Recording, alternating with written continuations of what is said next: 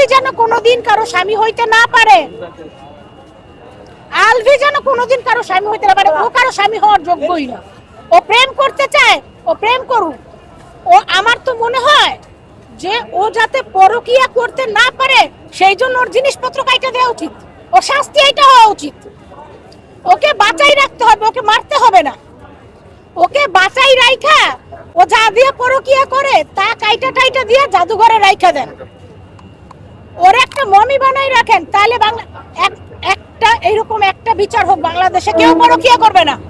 করবে আপা? এরকম একটা সুষ্ঠু তদন্তের মাধ্যমে বিচার সুস্থ তদন্তের পরে মনে করেন উনি আয়ো বা উনি আয়ো ওনার আন্ডারে গেছে, এই আয়ো যে তদন্তটা দিবে, তদন্ত যেন সাথে আরো দুজন থাকে, ইকরার পক্ষের আরো 2-5 জন থাকে, তদন্ত যেন সঠিক হয়, তদন্ত যেন আসামি পক্ষ কি না নিতে না পারে। আপা আলবির তো আমরা জিনিসপত্র কাটবো, তিথির কি করব? সেম প্লাস্টার করে দেন না। আপনারা প্লাস্টার করতে না পারলে আমারে রাইটেন প্লাস্টার করে দেব।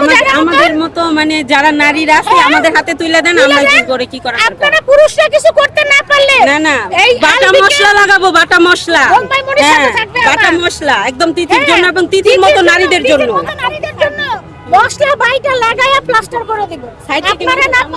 আপনারা না পারলে তিথিকে আর আলবিকে আমাদের নারী সমাজের হাতে তুলে দেন, আমরা বুঝা নেব। আর যাতে কোনো তিথি কোনো ইকরার জীবনে এইভাবে পতন ঘটাইতে না পারে, এই জন্য আজকে থেকে সবাই আমরা সোচ্চার হব। We want justice for Ikra. We want justice for Ikra. We want justice for Ikra.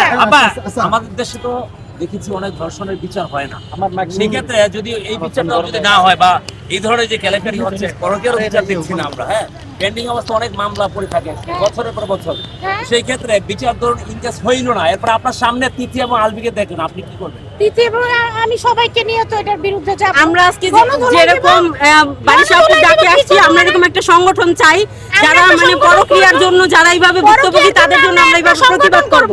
অবশ্যই পরকীয়ার বিরুদ্ধে দাঁড়ানোর জন্য আমরা একটা নারী সংগঠন করব।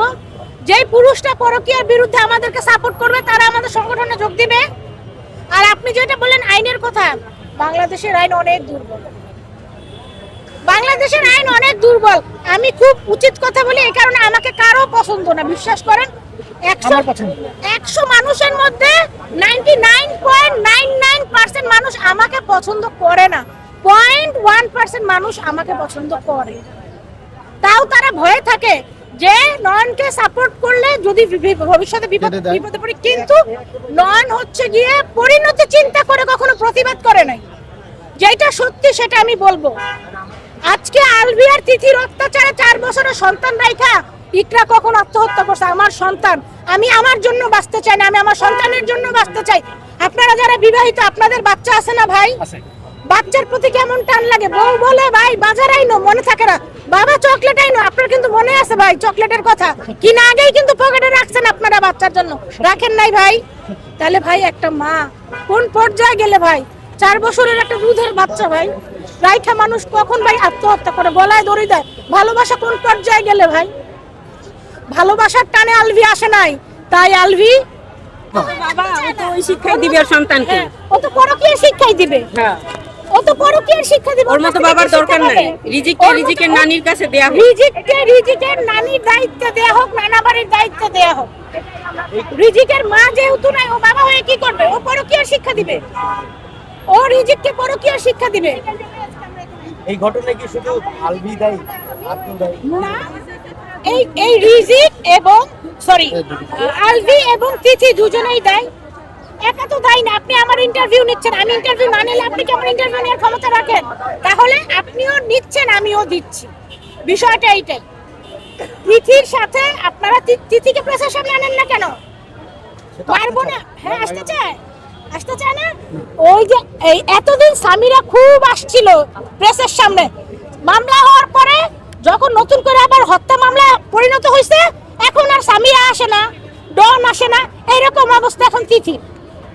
আপা উনি সেকেন্ড স্বামীরা, এটা আমরা বুঝতে পারছি, এটা আর বলার অপেক্ষা রাখে না। আচ্ছা, এমন তো না যে তিথির সাথে তার কোনো ছবি আছে। আপা শুধু আলবি যে তিথিতে আসক্ত তাই না, অনেক মেয়েতে সুগের মাম্মিতেও আসক্ত শোনা যাচ্ছে, হ্যাঁ হ্যাঁ, কি বলবেন? এটা তিথির সাথে এখন এখন এখন ঠিক আছে, ওর চরিত্র ভালো না, এটা তো অনেকেই বলতেছে। সবচেয়ে বড় কথা এখন ইস্যুটা তিথিকে নিয়ে, অন্য কিছু বলে তিথিকে এড়ানোর কোনো সুযোগ নাই।